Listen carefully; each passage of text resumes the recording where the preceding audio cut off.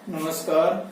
आज हम पढ़ेंगे लाइब्रेरी साइंस का सब्जेक्ट। और लाइब्रेरी साइंस सब्जेक्ट के अंदर आज हम पढ़ेंगे यूनिट 2, है ना, जो आरएसएसबी बोर्ड द्वारा 2018 एग्जाम था। आरएसएसबी बोर्ड लाइब्रेरियन ग्रेड 3 का एग्जाम, उसके अकॉर्डिंग सिलेबस के अकॉर्डिंग बोर्ड के यूनिट 2 का नाम है library classification and cataloguing. Unit first आपको हरीजी सर ने पढ़ा दी है, मैं आपको यूनिट 2 पढ़ाऊंगा। Unit 2 library classification and cataloguing में हम सबसे पहले बेसिक से बेसिक बातें पढ़ेंगे, क्लासिफिकेशन के बारे में पढ़ेंगे पहले। उसके बाद हम धीरे धीरे क्लासिफिकेशन को पूरा करेंगे, फिर उसके बाद हम कैटलॉगिंग के बारे में पढ़ेंगे, डिटेल से जानेंगे। तो सबसे पहले देखिए वर्गीकरण। तो वर्गीकरण होता क्या है, बेसिक जानकारी पढ़ेंगे। फिर उसके बाद वर्गीकरण की विभिन्न पद्धतियां कौन सी है, कौन सी पद्धतियों का यूज आ रहा है, और लाइब्रेरी के अंदर वर्गीकरण का क्या महत्व है, आवश्यकता क्यों पड़ी, और लाइब्रेरी के अंदर वर्गीकरण का उद्देश्य क्या है, इसके बारे में पढ़ेंगे। तो सबसे पहले देखिए वर्गीकरण। तो वर्गीकरण के अंदर वर्गीकरण होता क्या है, यानी सामान्य अर्थ क्या है। तो वर्गीकरण का सामान्य अर्थ देखें। सामान्य अर्थ वस्तुओं तथा विचारधाराओं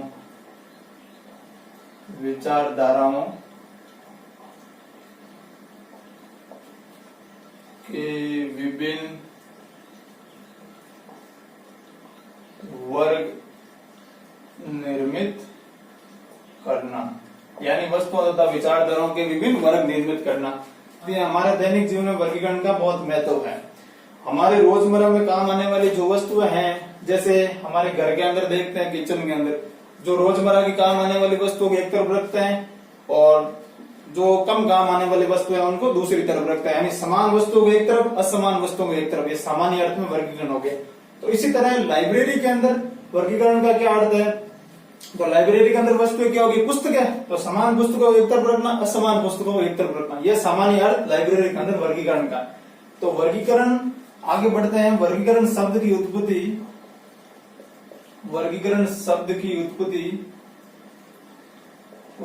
लैटिन भाषा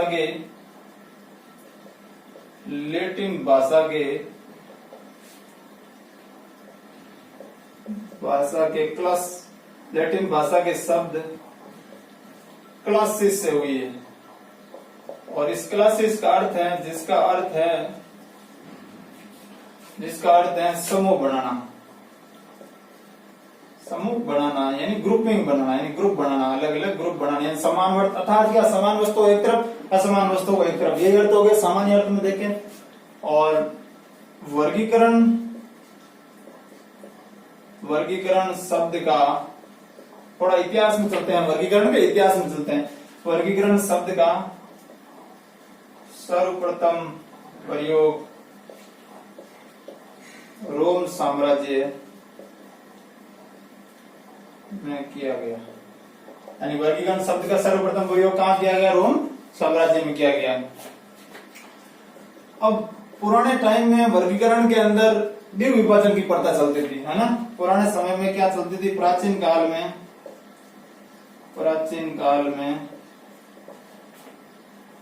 द्विविभाजन की प्रथा प्रचलित थी। द्विविभाजन की प्रथा कैसे प्रचलित थी प्राचीन काल में, आर्थिक और सामाजिक आधार पर प्राचीन काल में द्विविभाजन की प्रथा थी। जैसे स्वामी, दास, गरीब, अमीर, इस तरह से प्राचीन काल में प्रथा चलती थी। तो ये बेसिक बातें थी वर्गीकरण के बारे में। सामान्य अर्थ देख लिया। वर्गीकरण शब्द की उत्पत्ति यहां से लेकर आपको क्वेश्चन पूछ सकते हैं। वर्गीकरण की शब्द की उत्पत्ति लैटिन भाषा क्लासिस शब्द से हुई है, इंपॉर्टेंट है, यहाँ से बेसिक बात में ये ध्यान रखने की। तो अब वर्गीकरण के हम आगे बढ़ेंगे। आगे वर्गीकरण की परिभाषाएं जो अलग अलग विद्वानों ने दी है उसके अनुसार देखेंगे। अलग अलग विद्वानों ने कौन कौन सी परिभाषा दी है वर्गीकरण के बारे में। मार्गरेट मान ने क्या कहा है, पुस्तकों का वर्गीकरण ज्ञान का वर्गीकरण है। वास्तव में ज्ञान का वर्गीकरण है। ज्ञान से ही पुस्तकें बनती है, पहले ज्ञान आता है, फिर उसके बाद पुस्तकें का निर्माण होता है, और जिसमें पुस्तकों को भौतिक स्वरूप के आधार पर आधार पर समन्वय कर लिया जाता है, आकार प्रकार के आधार पर पुस्तकों को अलग अलग रख लिया जाता है, यही वर्गीकरण का काम है। तो ये मार्केट मानने का आता है। इंपॉर्टेंट परिभाषा याद रखना, आप पूछ सकते हैं एग्जाम में। और हेनरी इब्लिस ने क्या कहा था, ये एक ऐसी प्रक्रिया है, क्या वर्गीकरण एक ऐसी प्रक्रिया है जो विभिन्न उद्देश्यों तथा आवश्यकताओं को पूरा करने के लिए पुस्तकों को व्यवस्थित तथा पुनर्व्यवस्थित किया जाता है। पुस्तकों को व्यवस्थित, जब भी पाठक नई पुस्तकें आती हैं पुस्तकालय के अंदर, तो उनको पहले व्यवस्थित किया जाता है तथा पाठक द्वारा पुस्तक लौटाई जाती है तो उसको वापस पुनर्व्यवस्थित किया जाता है। तो ये वर्गीकरण के द्वारा संभव हुआ है, हेनरी इब्लिस का ये कहना था। सेल्स का कहना था, इंपॉर्टेंट परिभाषा आप याद रखना, पूछ सकते हैं। फलकों पर पाठ्य सामग्री को व्यवस्थित करना, यानी अलमारियां या फलकों पर पाठ्य सामग्री को व्यवस्थित करना, ये वर्गीकरण का काम है, ये सेल्स महोदय का कहना था। अर्थात पाठ्य सामग्री का इस तरह से चित्रण करना है, पाठ्य सामग्री का इस तरह से चित्रण करना कि इसका उपयोग करने वाले के लिए क्या हो, अत्यधिक उपयोगी सिद्ध हो, करने वाले के लिए अत्यधिक उपयोगी सिद्ध हो, यानी वो पाठ्य सामग्री अत्यधिक उपयोगी सिद्ध हो, ऐसा सेल्स महोदय का कहना था। ये तीनों परिभाषाएं थी। इन तीनों परिभाषाओं डेफिनेशन हमारे सिलेबस के अंदर टॉपिक लिखा हुआ है डेफिनेशन के बारे में, तो जरूर इन तीनों में से एक परिभाषा आपको एग्जाम में पूछ सकते हैं, वो भी कोटेशन के रूप में पूछेंगे, यानी डायरेक्ट यहाँ से। जैसे पुस्तकों का वर्गीकरण, यानी पुस्तकों को ज्ञान का वर्गीकरण किसने कहा था, मार्केट मान ने। इसी तरह पुस्तकों को व्यवस्थित तथा पुनर्व्यवस्थित करने, वर्गीकरण द्वारा पुस्तकों को पुनर्व्यवस्थित तथा व्यवस्थित करने की प्रक्रिया है, तो ये किसने कहा था, हेनरी इब्लिस ने। तो इसी तरह सेल्स ने क्या कहा था, फलकों पर पाठ्य सामग्री को व्यवस्थित करना, ये सेल्स ने कहा था। तो इस तरह से ये परिभाषा से आपको क्वेश्चन पूछ सकते हैं। अब रंगनाथन ने कौन सी परिभाषा दी है वो हम देखेंगे। रंगनाथन ने क्या परिभाषा दी है, किसी भी पुस्तक की विशिष्ट विषय के नाम को क्रम सूचक अंकों की अधिमानी भाषा में परिवर्तित करना, यानी किसी पुस्तक के विशिष्ट विषय, जैसे लाइब्रेरी साइंस की पुस्तक हो गई, उसके नाम को क्रम सूचक अंकों की अधिमानी कृत्रिम भाषा, अंकों की भाषा में परिवर्तन करना ही वर्गीकरण है, ये रंगनाथन ने कहा था। और अब वर्गीकरण का विकास देखते हैं। अब देखते हैं वर्गीकरण, डेवलपमेंट ऑफ क्लासिफिकेशन। क्लासिफिकेशन का विकास बेसिकली रूप से कैसे होता है वो हम देखते हैं। तो रंगनाथन ने क्या बताया, रंगनाथन के अनुसार, तो रंगनाथन की एक बुक आई थी क्लासिफिकेशन एंड कम्युनिकेशन 1951 के अंदर, याद रख लेना, इंपॉर्टेंट बुक है, पूछ सकते हैं आप, क्लासिफिकेशन एंड कम्युनिकेशन। उसके अंदर ये लिखा था रंगनाथन ने, तो रंगनाथन ने वर्गीकरण के विकास की अवस्थाएं बताई तीन। कितनी अवस्थाएं बताई, तीन। वर्गीकरण के विकास की अवस्थाएं तीन बताई। समान वर्गों को एक साथ रखना तथा असमान वर्गों को एक साथ रखना। पहले समान वर्गों को एक तरफ, असमान वर्गों को एक तरफ। समान वर्गों को सहायक अनुक्रम में व्यवस्थित करना, हेल्पफुल सीक्वेंस में व्यवस्थित करना। जो ज्यादा उपयोगी उनको पास रखना, जो कम उपयोगी उन्हें दूर रखना। फिर सहायक अनुक्रम व्यवस्थित वर्गों को अंक प्रदान करना, यही तीन अवस्था है। पहले देखो समान वर्गों को एक साथ, असमान को एक तरफ, फिर समान वर्गों को सहायक अनुक्रम व्यवस्थित करना तथा फिर सहायक अनुक्रम व्यवस्थित अंकों को अंक प्रदान करना, यही वर्गीकरण की तीन अवस्था, ये बेसिक तीन अवस्था बताई। अब हेनरी इब्लिस ने तीन अवस्था इसी तरह और बताई, हेनरी इब्लिस ने, वो देखते हैं। अब देखिए हेनरी इब्लिस की तीन अवस्था है, वर्गीकरण की तीन अवस्था है, नहीं वर्गीकरण का विकास की तीन अवस्था हेनरी इब्लिस ने बताई थी। इंपॉर्टेंट है, आपको एग्जाम में पूछ सकते हैं तीनों अवस्था। तो पहली अवस्था है टू क्लास, यानी समूह बनाना, यानी अलग अलग वर्ग, वही बात हो गई, समान वर्गों को एक तरफ, असमान को एक तरफ। फिर टू क्लासिफाई, समूह के उपसमूह बनाना, यानी समूह के उपसमूह, यानी फिर उसको सब क्लास बनाना, क्लास फिर सब क्लास बनाना, क्लास की सब क्लास बनाना। फिर टू क्लासिफिकेशन है, समूह को क्रमबद्ध करना, यानी वो अंक प्रदान करना, वही बात क्रमबद्ध करना या अंक प्रदान करना। तो जैसे ये एग्जाम्पल से हम इनको समझते हैं। जैसे मान लेते हैं, जैसे साइंस, आर्ट्स, कॉमर्स, ये तीन सब्जेक्ट है, कोई मुख्य सब्जेक्ट है, यानी ये समूह हो गया, एक पूरा क्लास हो गई है पूरी। और इस क्लास में से मान लो मैं उठाता हूं आर्ट्स, आर्ट्स में से मैंने सब्जेक्ट उठाया लाइब्रेरी साइंस, लाइब्रेरी साइंस। अब ये लाइब्रेरी साइंस सब्जेक्ट हो गया, यानी मैंने उठाया लाइब्रेरी साइंस। अब ये लाइब्रेरी साइंस क्या हो गया, उपसमूह हो गया। तो ये तो क्या हो गया, समूह, ये क्या हो गया, उपसमूह, उपसमूह हो गया। अब मैं क्या करूंगा, लाइब्रेरी साइंस के अंदर और सब्जेक्ट है, जैसे एकेडमिक लाइब्रेरी, एकेडमिक लाइब्रेरी। फिर इसी तरह उपसमूह के अंदर और जैसे सेकेंडरी लाइब्रेरी। अब इन सबको मैं क्या करूंगा, अंक प्रदान करूंगा। जैसे लाइब्रेरी साइंस का अंक क्या हो गया, मैन क्लास इसी के अंदर जाकर देखूंगा 2, कृत्रिम अंक क्या हो गया 2, और एकेडमिक लाइब्रेरी का अंक क्या हो गया 2 3 और लाइब्रेरी सेकेंडरी लाइब्रेरी का क्या हो गया 2 3 2। तो ये क्या हो गया पूरे, ये इनको क्या हो गया उप समूह को क्रमबद्ध करना है, उप समूह क्लासिफिकेशन कर दिया, ये इनका क्लासिफिकेशन हो गया, इन सब्जेक्ट का क्लासिफिकेशन हो गया, यानी इनको अंक प्रदान कर दिए, यानी उप समूह को अंक प्रदान करें। तो ये समूह हो गया, ये उप समूह हो गया, यानी समूह के अंदर उप समूह उसमें से जैसे आर्ट्स उठाया मैंने, आर्ट्स में से लाइब्रेरी साइंस सब्जेक्ट उठाया, उसके अंदर फिर मैंने इनको अंक प्रदान कर दिया अलग अलग। तो ये अंक क्या हो गए एक तरह से ये उप समूह के क्रमबद्ध कर दिया मैंने, उप समूह को क्रमबद्ध करना, यही तो क्या है क्लासिफिकेशन है, यही क्लासिफिकेशन है। तो ये हेनरी ब्लिस के अनुसार क्लासिफिकेशन की अवस्था होगी और रंगनाथन के अनुसार होगी। अब हम क्लासिफिकेशन के उद्देश्य देखेंगे आगे और आवश्यकता देखेंगे। देखते हैं लाइब्रेरी के अंदर वर्गीकरण की आवश्यकता क्यों है। तो सेयर्स का एक कथन था, इन सेयर्स का कथन था कि मुझे संदेह है कि वर्गीकरण के विषय में सोचे बिना मनुष्य एक पल भी जीवित नहीं रह सकता। तो ये बिल्कुल आज के टाइम में कथन सटीक साबित होता है। तो आपको कोटेशन के रूप में कथन पूछ सकता है, तो आपको ये याद रखना कथन कि किसने कहा था कि मुझे संदेह है कि वर्गीकरण के विषय में सोचे बिना मनुष्य एक पल भी जीवित नहीं रह सकता। तो ये कोटेशन के रूप में आपको ये कथन पूछ सकते हैं। और रंगनाथन के पुस्तकालय के विज्ञान के 5 सूत्रों की पालना करने के लिए हमें वर्गीकरण की आवश्यकता पड़ी। वर्गीकरण की आवश्यकता क्यों पड़ी? रंगनाथन ने 5 सूत्र दिए, पुस्तकालय विज्ञान के 5 सूत्रों की पालना हो, इस सही से पालना हो उस सूत्रों की, तो उसके लिए हमें वर्गीकरण की आवश्यकता पड़ी। पहला सूत्र क्या था? पुस्तक उपयोगार्थ है। और दूसरा था प्रत्येक पाठक को उसकी पुस्तक मिले। तीसरा था प्रत्येक पुस्तक को उसका पाठक मिले। चौथा था पाठक का समय बचाया जाए। और 5वां था पुस्तक लाइब्रेरी है वर्धनशील संस्था, यानी पुस्तकालय एक वर्धनशील संस्था है, यानी लाइब्रेरी से ग्रोइंग ऑर्गेनिज्म। ये 5 सूत्र थे, उनकी पालना के लिए हमें वर्गीकरण की आवश्यकता पड़ी। ज्ञान का असीमित विस्तार होने के कारण पुस्तकालय के अंदर द्रुतगामी गति से पुस्तकें आने लगी, उनको सही सुव्यवस्थित करने के लिए हमें वर्गीकरण की आवश्यकता पड़ी। तो ये पॉइंट आप बता सकते हैं, ये बेसिक बातें हैं, आपको ध्यान रखनी है और ये आपको एग्जाम के अंदर पूछ सकते हैं, बेसिक बातें के रूप में क्वेश्चन पूछ सकते हैं।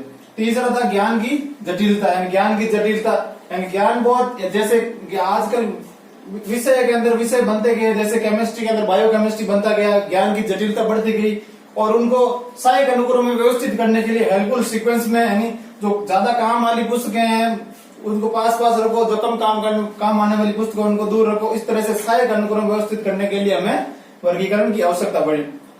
पढ़लेखों की विभिन्न भाषाएं, यानी पुस्तकें कई भाषा में छपने लगी, उनको सहायक अनुक्रम में व्यवस्थित और सही से व्यवस्थित करने के लिए हमें वर्गीकरण की आवश्यकता पड़ी। पढ़लेखों के विभिन्न रूप, यानी अलग अलग रूपों में पढ़लेख आने लगे। पहले तो परंपरागत रूप में आते थे, अब अपरंपरागत रूप में भी पुस्तकें आने लगी, जैसे माइक्रोफिल्म हो गया, माइक्रोफिल्म हो गया, जैसे पत्रिका के रूप में आने लगी, मैप के रूप में आने लगी। इनको सहायक अनुक्रम में व्यवस्थित करने के लिए हमें वर्गीकरण की आवश्यकता पड़ी। तो ये थे वर्गीकरण की आवश्यकता। और हम वर्गीकरण के उद्देश्य देखेंगे कि वर्गीकरण के उद्देश्य क्या है। पाठ्य सामग्री को उनके उचित स्थान पर व्यवस्थित करना या स्थान पर रखना, यानी वर्गीकरण से संभव हुआ उचित स्थान पर रखना। और पाठकों द्वारा लौटाई गई पुस्तकों को पुनर्व्यवस्थित करना, जब पाठक पुस्तकालय में पुस्तकों लौटाते हैं तब उनको वापस पुनर्व्यवस्थित उनके सही स्थान पर रखना, ये वर्गीकरण के कारण संभव हुआ है। और पुस्तकालय में उपलब्ध किसी भी पुस्तक को पाठक द्वारा मांगे जाने पर उसका सेल्फ स्थान बताना, यानी अब डायरेक्ट सेल्फ देकर बता सकते, सेल्फ स्थान पुस्तक को पाठक को बता देते हैं, जिससे पाठक को पुस्तक मिलने में आसानी होती है। वर्गीकरण के कारण ये संभव हुआ। सेयर्स ने एक कथन दिया था, और पुस्तकालय की आधारशिला पुस्तक है, यानी पुस्तकालय की आधारशिला पुस्तक है तथा पुस्तकालय अध्यक्ष की आधारशिला वर्गीकरण है। तो इसी तरह पुस्तकालय अध्यक्ष की आधारशिला क्या? वर्गीकरण हो गया। बिना वर्गीकरण की जानकारी के कोई भी लाइब्रेरियन एक सुव्यवस्थित लाइब्रेरी का निर्माण नहीं कर सकता। ये सेयर्स महोदय का कथन था, इंपॉर्टेंट कथन है, आप याद रखना। पुस्तकालय की आधारशिला पुस्तक है, जैसे बिना पुस्तक की कोई पुस्तकालय नहीं होता है, उसी तरह पुस्तकालय अध्यक्ष की आधारशिला क्या होगी? वर्गीकरण। तो बिना वर्गीकरण की जानकारी कोई भी लाइब्रेरियन एक सुव्यवस्थित लाइब्रेरी का निर्माण नहीं कर सकता।